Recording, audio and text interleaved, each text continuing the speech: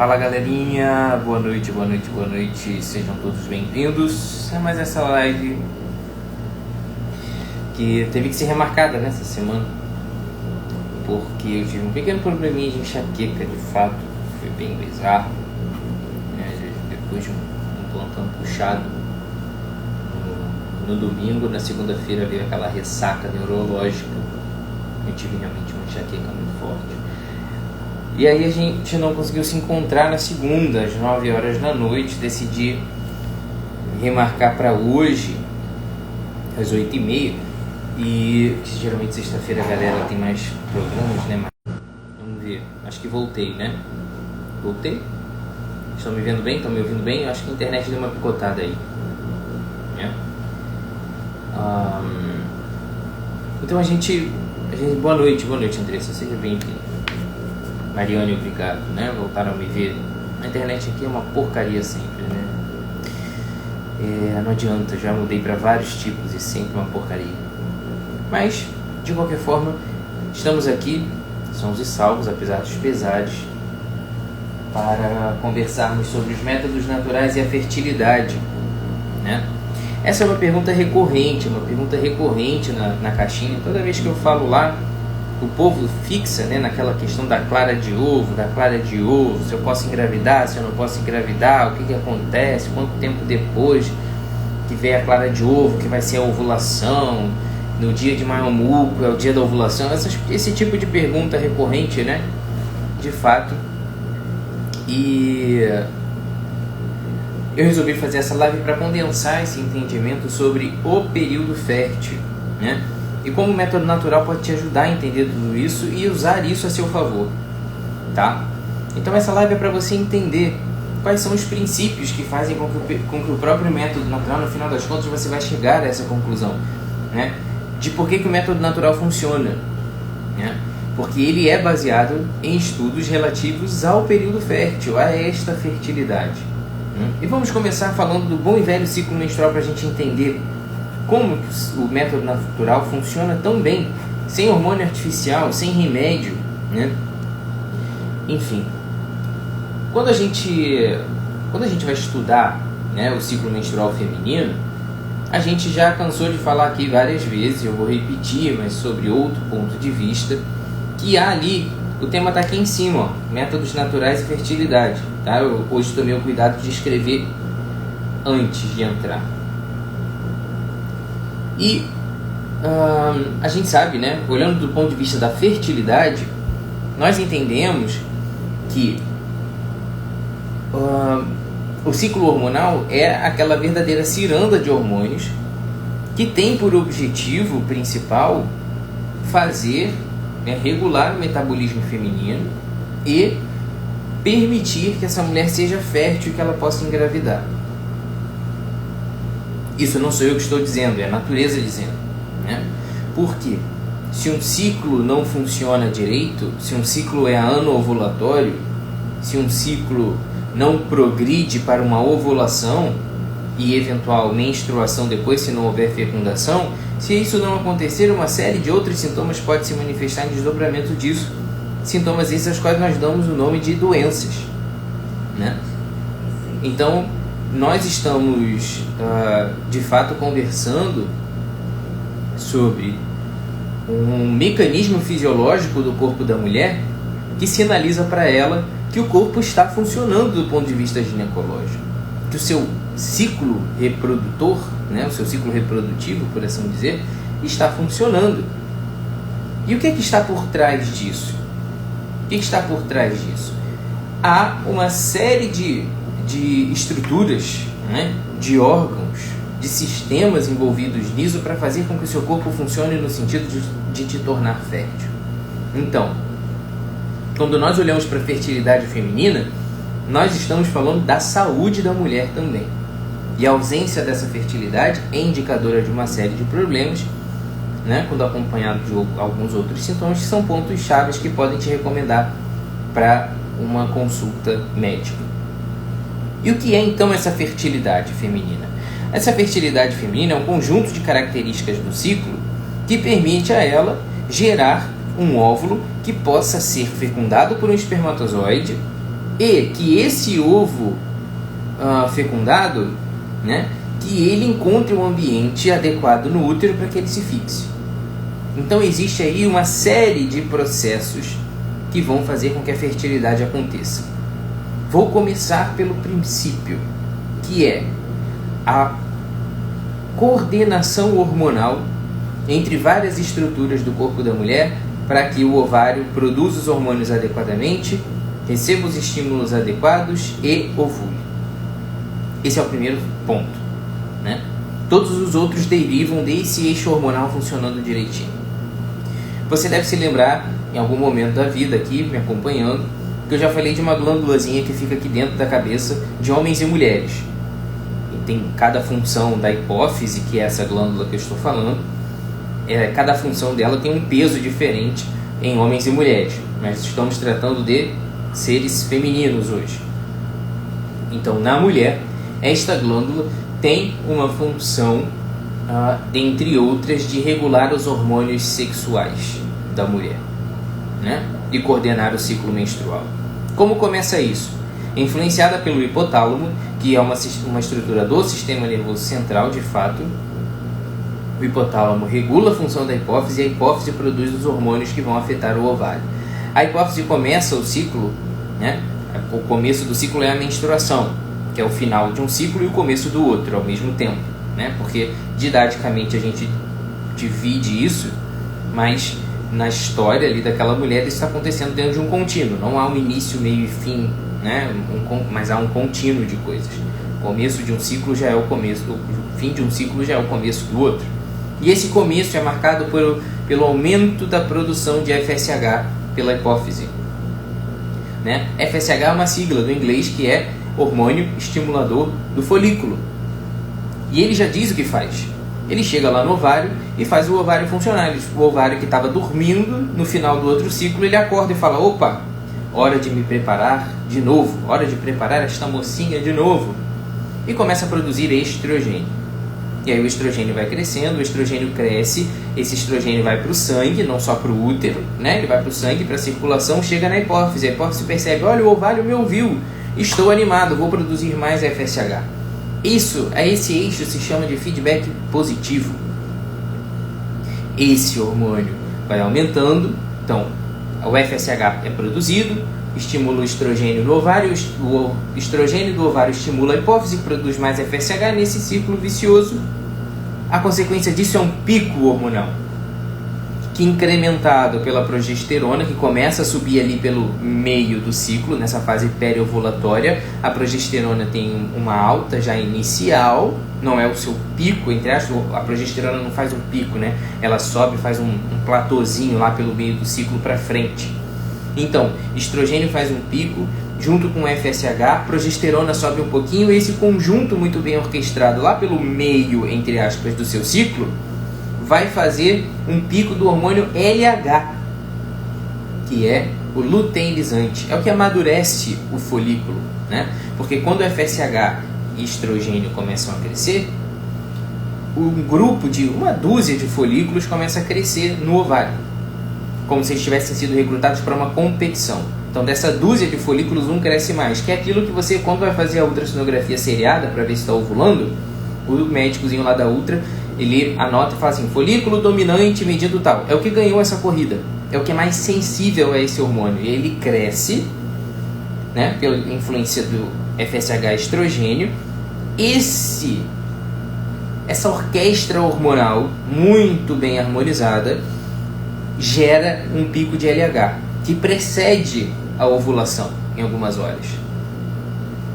Então, esse pico do LH, esse segundo pico de hormônio, que é o LH, é aquele que amadurece o folículo e estimula o seu rompimento. Parênteses, este hormônio é o hormônio que é visto naquele teste de ovulação que você faz na farmácia. Sabe que você compra e faz a tirinha? Tá? O teste de gravidez vê o beta-HCG, que é o hormônio da gravidez, na urina. O teste de ovulação vê o LH. Depois que você tem esse pico na urina, não do sangue, não vou ficar falando duas coisas diferentes para você não se perder. Primeiro ele faz o pico no sangue, depois ele sai na urina. E depois que ele faz esse pico na urina, a ovulação tende a ocorrer em 24 a 36 horas. Essa é a dinâmica. Então esse é o primeiro ponto. Então o que está acontecendo? Nós precisamos ter uma hipófise que funciona bem, que dá o sinal. E um ovário que funciona bem, que responda a esse sinal. Esse é o primeiro ponto. Né? A hipófise produz FSH, o ovário produz o estrogênio, depois a progesterona, e isso tudo se mistura e estimula o pico de LH, que é a hipófise também que produz.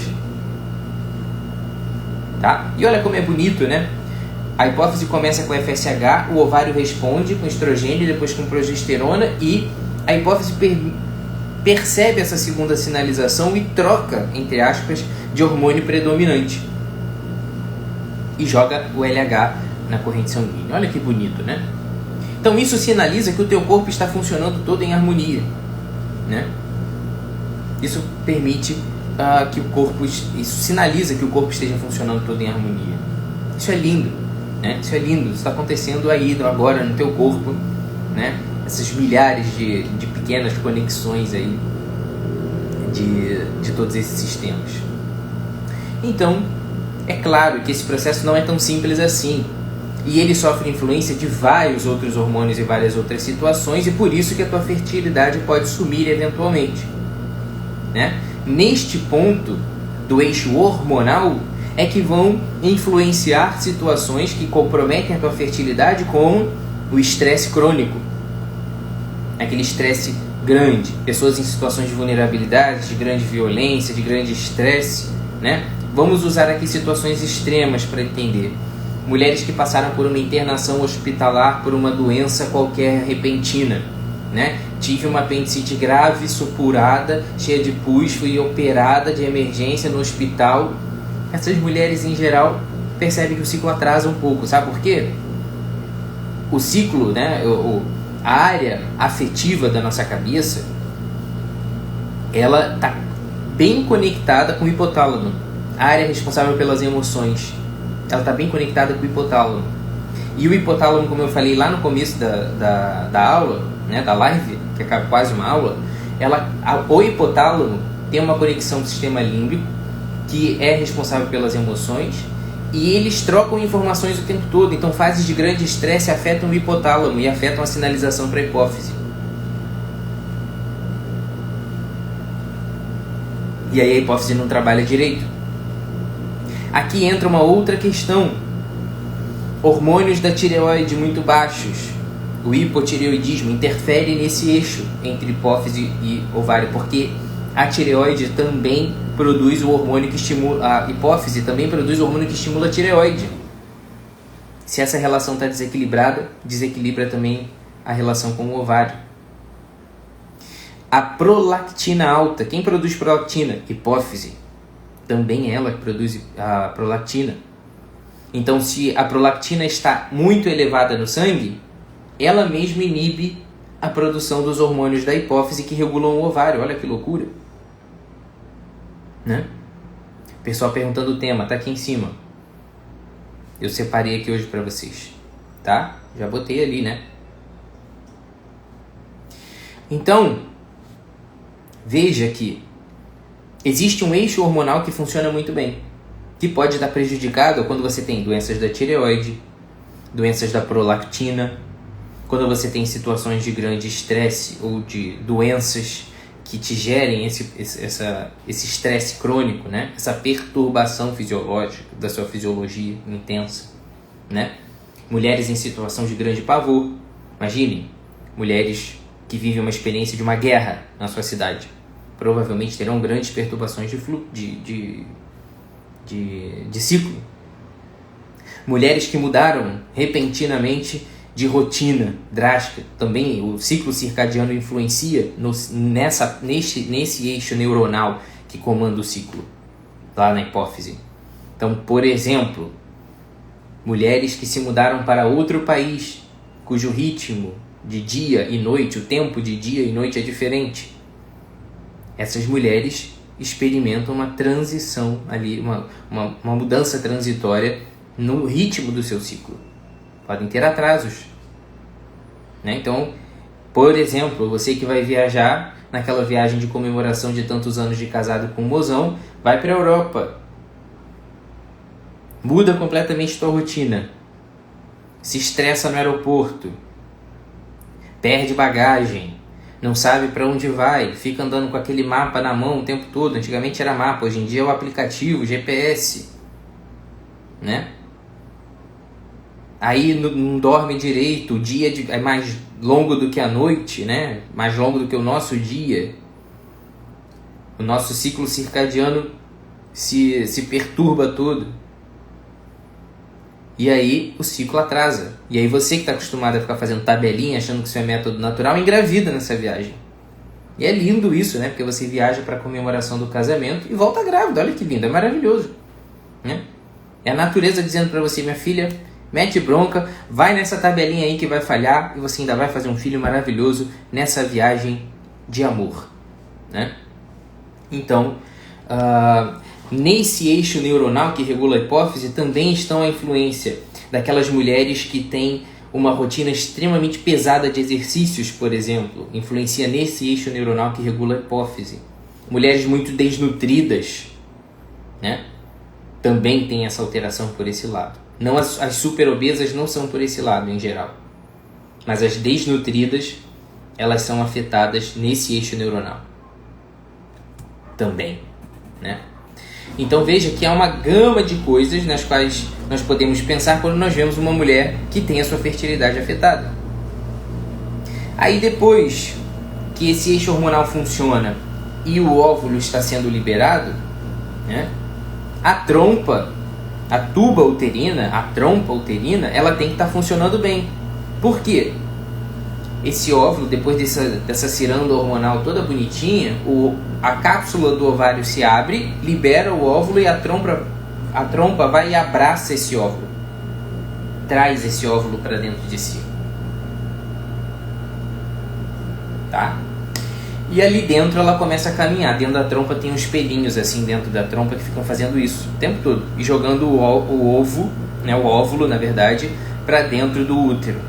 Só que, então a trompa é o segundo compartimento que interfere na fertilidade. Já falamos dos hormônios fazendo a ovulação, agora estamos falando da trompa. A trompa é esse canal, essa avenida, né, que o óvulo percorre, no qual haverá o encontro amoroso com o espermatozoide. É nessa avenida do amor que óvulo e espermatozoide vão se encontrar. Mas, opa, apareceu aqui o espermatozoide. Então vamos falar de um terceiro compartimento fundamental para a fertilidade da mulher. Colo do útero. Por que eu estou falando isso? A depressão e o uso de antidepressivos pode atrapalhar? Sim. Alguns antidepressivos, veja bem, estimulam o aumento da prolactina na hipófise. Tem que ficar de olho nisso, porque causa ausência de ovulação, porque perturba essa parte hormonal. Tá? Esses quadros depressivos intensos, as alterações emocionais intensas da mulher, também podem gerar atrasos menstruais e perturbações do ciclo, além do efeito da medicação em si. Tá? Mas vamos seguindo. Estamos naquela avenida do amor, onde óvulo e espermatozoide se encontram apaixonadamente e se fundem. Para que esse espermatozoide chegue à trompa, ele tem que passar por um portão de entrada. Literalmente um portão de entrada. E esse portão de entrada é o colo uterino. O colo é o finalzinho do útero.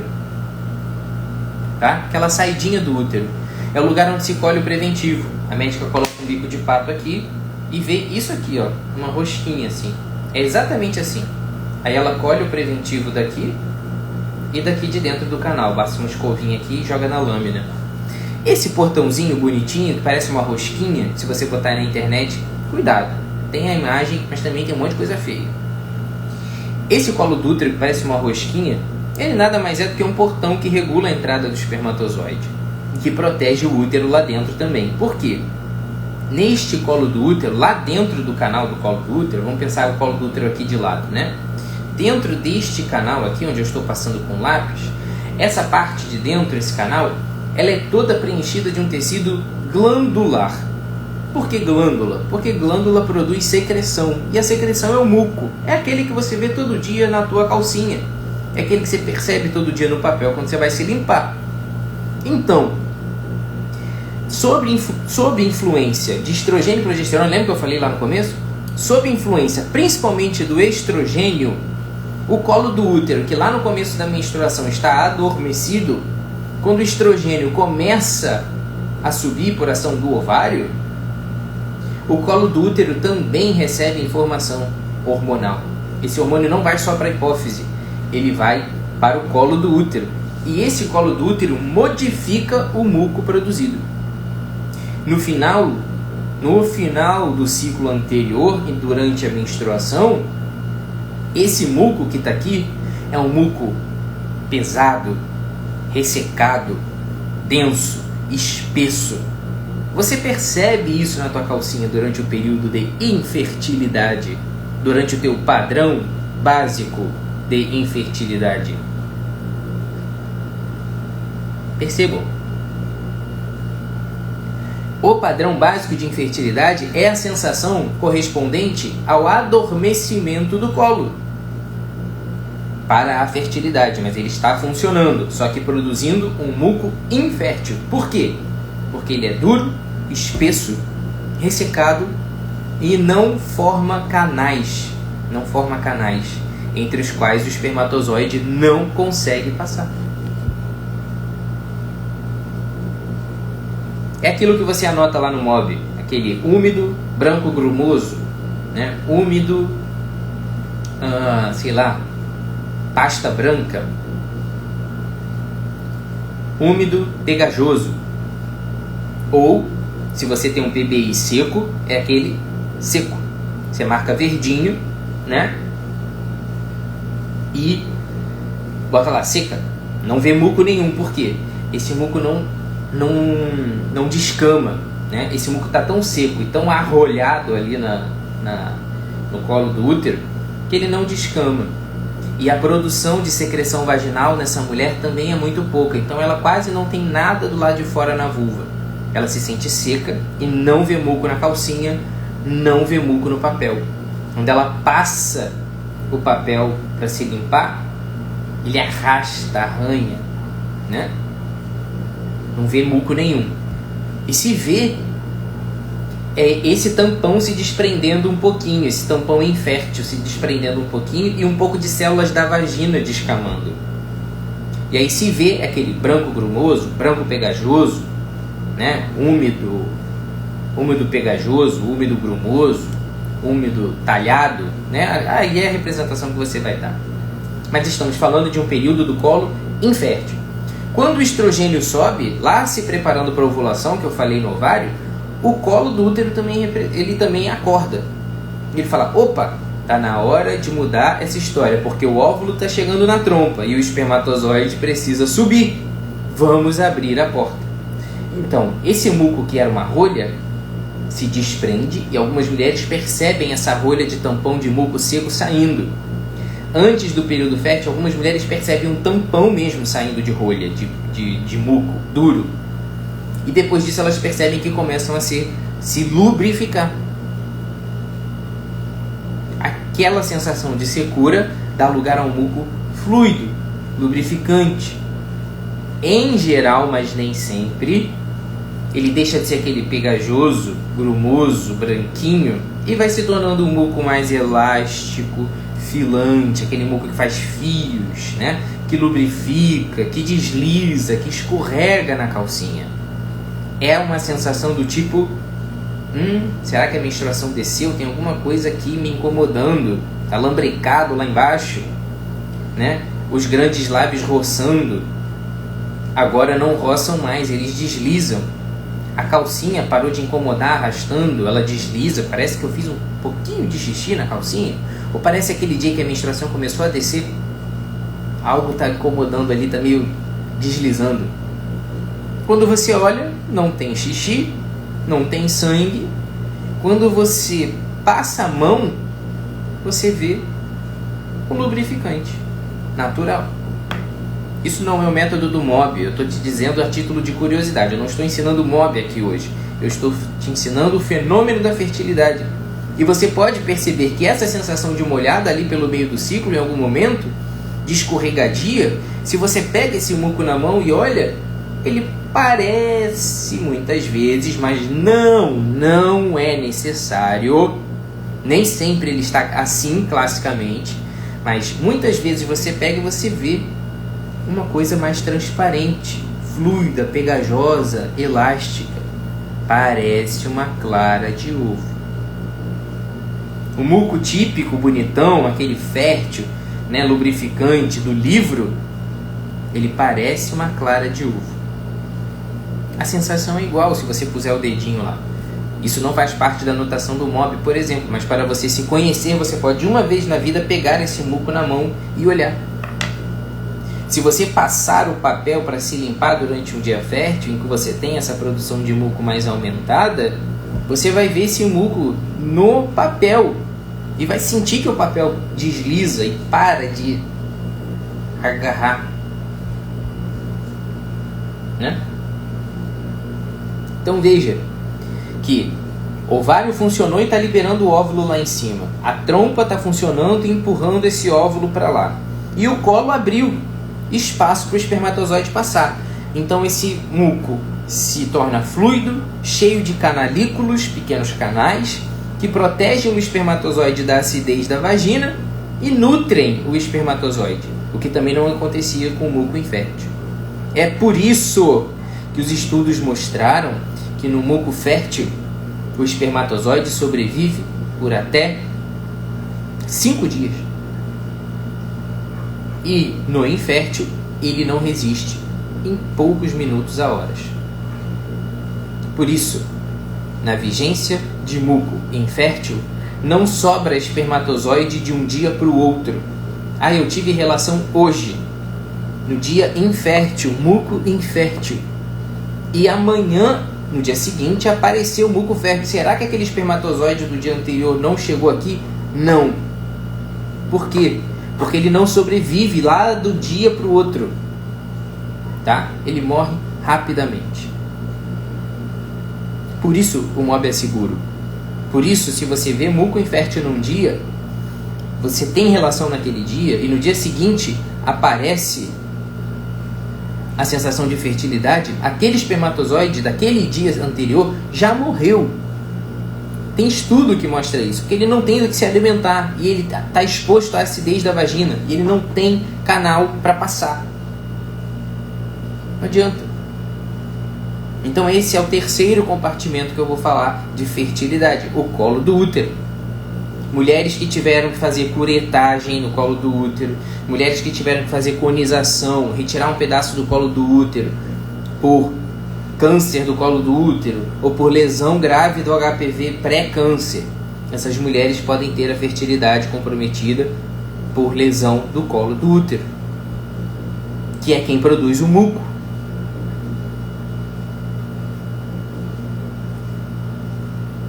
E mais, se o seu ciclo hormonal não funciona lá no ovário e você não ovula, o colo do útero não responde ao hormônio porque ele não subiu. Então você também não vê muco. Horas, é por isso que o MOB monitora a fertilidade da mulher.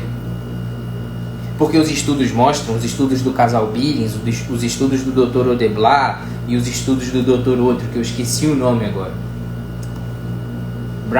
Dr. Brown, Dr. Odeblat e o casal Billings estudaram isso num período sem internet full time, em que eles não se conheciam totalmente, começaram a se conhecer em diferentes momentos, em diferentes congressos no mundo, e um dia eles juntaram as informações e viram, caramba, você estudou que os hormônios que saem na urina se correspondem totalmente com aquilo que acontece no ovário.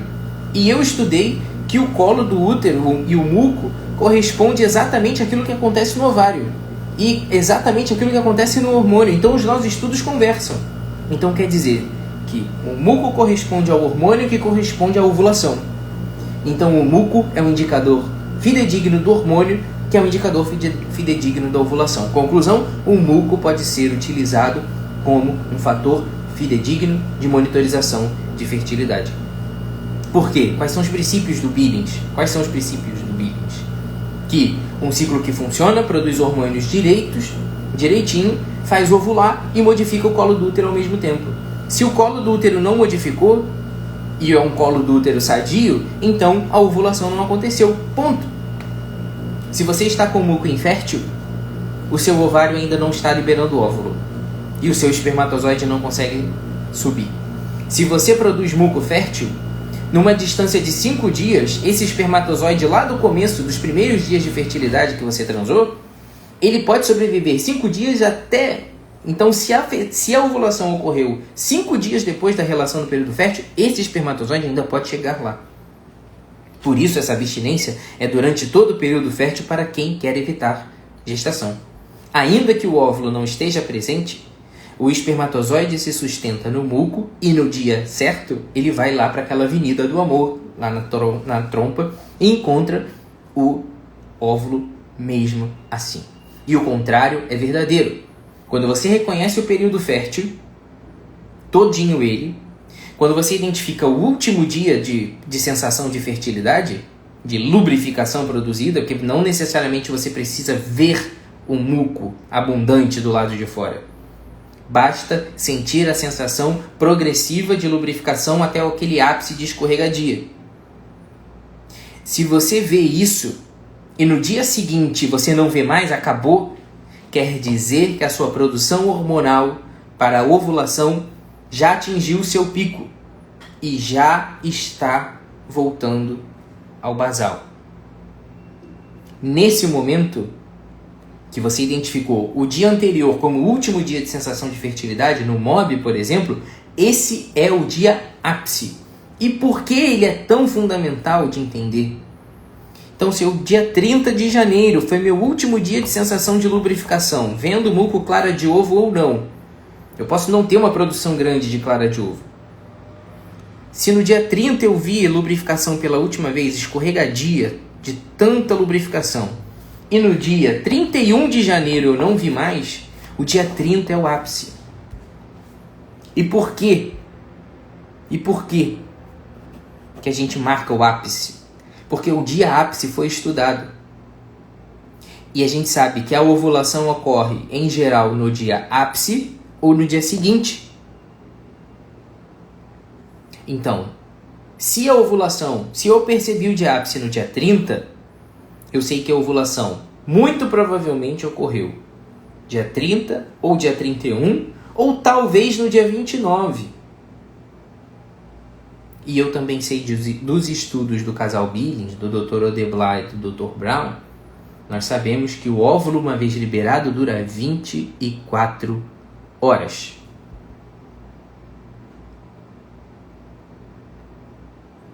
Então, se eu identifico o dia ápice, eu sei que a ovulação aconteceu ou no dia ápice, no dia anterior, ou no dia seguinte,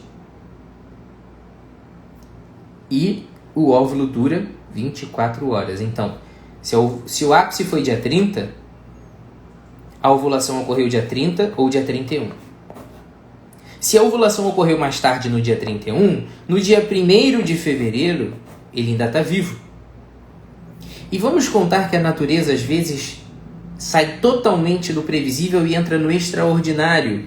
E esse óvulo durou até o dia 2 de fevereiro, 3 dias depois do dia ápice.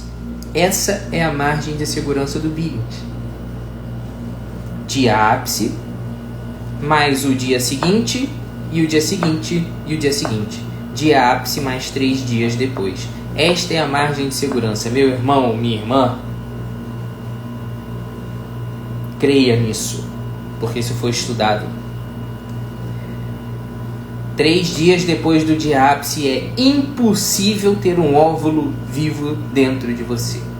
E é por isso que, segundo as regras do Billings, aqueles que estão evitando gestação e identificaram o ápice cumpram 3 dias de segurança, de margem de segurança depois do ápice. Depois disso, você está liberado para ter relações sem risco de gravidez. Ponto final.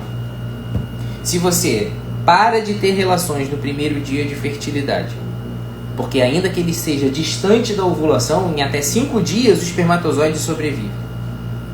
Se você para de ter relação no início do período fértil e mantém-se em abstinência 3 dias depois do ápice, você está totalmente fora de um período possível em que essas coisas coexistam: óvulo, muco e espermatozoide vivo. Se não tem um desses fatores, a fecundação não acontece. Não acontece. Não houve situação estudada em laboratório em que esta situação tenha fugido deste padrão. E ainda se pôs no método uma margem de segurança, entendendo que se o corpo funcionar de maneira totalmente aleatória e fugir dessa regra, ainda há um dia de segurança para que com tranquilidade ele funcione. E o Natural Cycles, como ele faz? Ele vê esse mesmo fenômeno: ovulação, muco, trompa. Só que, ao invés dele contar a fertilidade pelo muco, ele conta uma outra coisa que também muda com os hormônios, que é a temperatura basal. O que significa isso? Significa que, por influência dos mesmos hormônios que organizam o ciclo menstrual, que fazem ovular, que mexem na trompa, que mexem no endométrio, não vou falar dele hoje porque não é do nosso interesse para o que nós estamos falando agora, que mexe no muco cervical,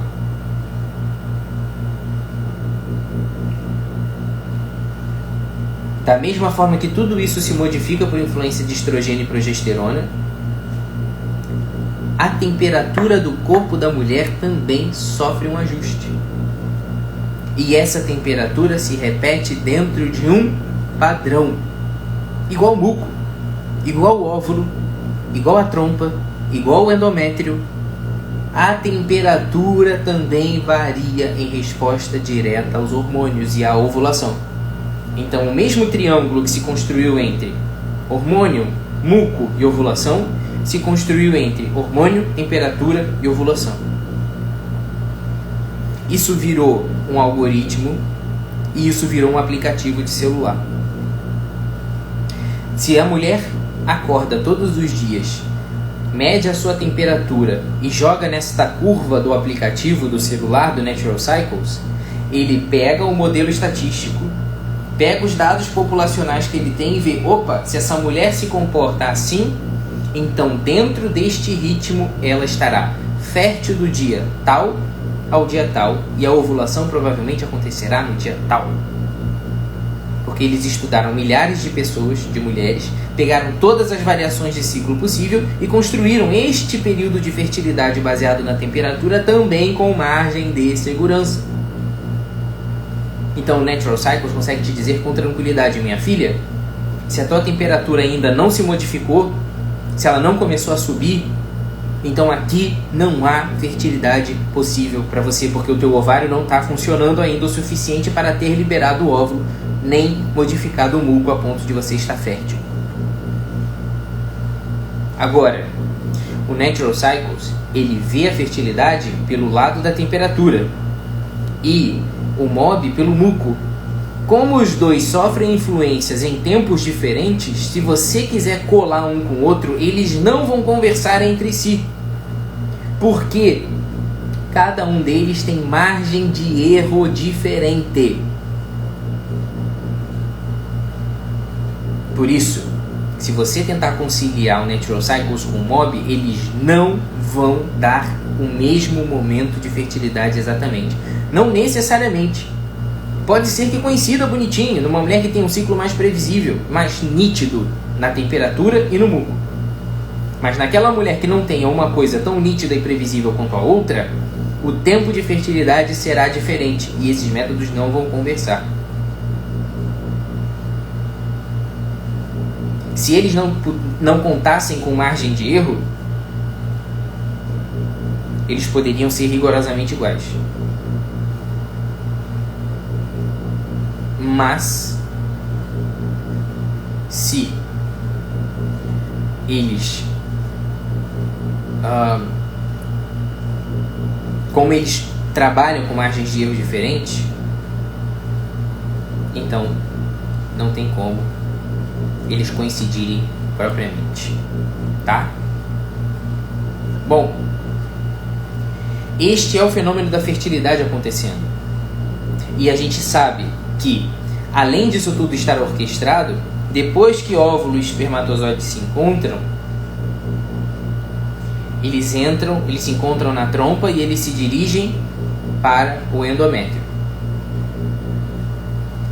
No endométrio deve haver um tapete felpudo para que esse óvulo possa se fixar. E ali, nesse tapete felpudo, esse ovo fecundado poderá se fixar.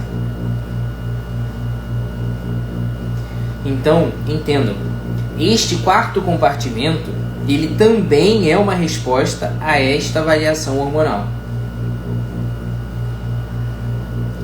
E quando ele está finalmente também adequadamente respondendo aos hormônios do ovário, ele se espessa, fica nutritivo e ali o ovo pode se fixar.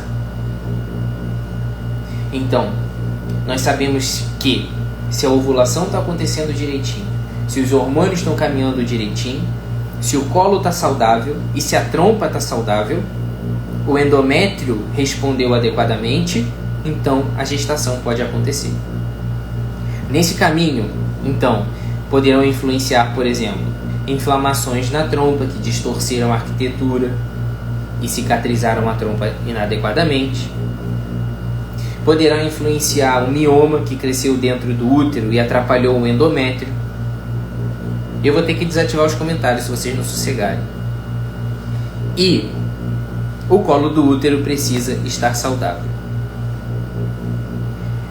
Então, um mioma, um pólipo pode comprometer a fertilidade e eles podem aparecer como um sangramento fora de hora no ciclo.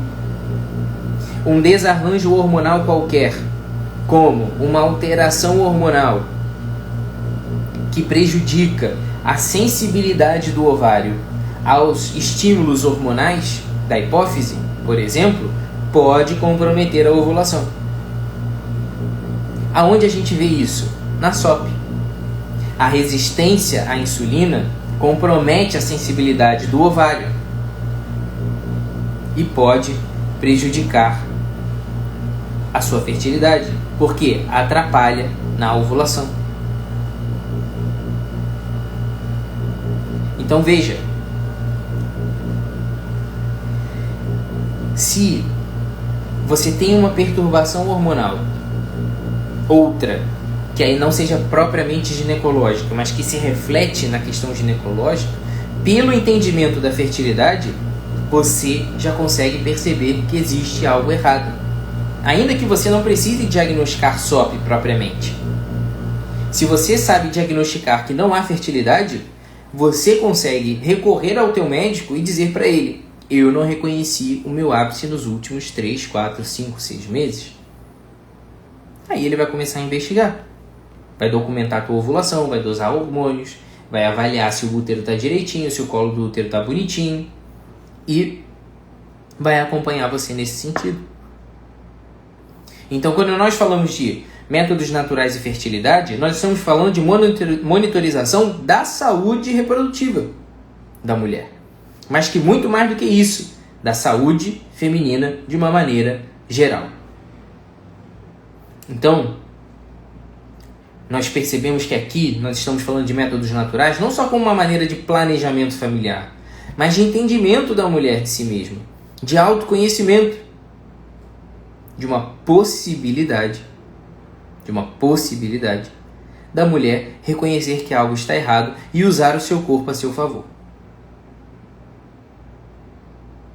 Então, basicamente, as anotações, seja pelo Natural Cycles ou seja pelo MOB, o próprio Natural Cycles te avisa, por exemplo, quando você não ovulou. Ele vai pegando tua temperatura, vai jogando a previsão de ovulação sempre para frente. e nunca te tira do período de infertilidade. Todo dia ele dá a mensagenzinha, não fértil, não fértil, não fértil, não fértil, e você vai vendo que realmente a menstruação não vem, menstruação não vem, menstruação não vem.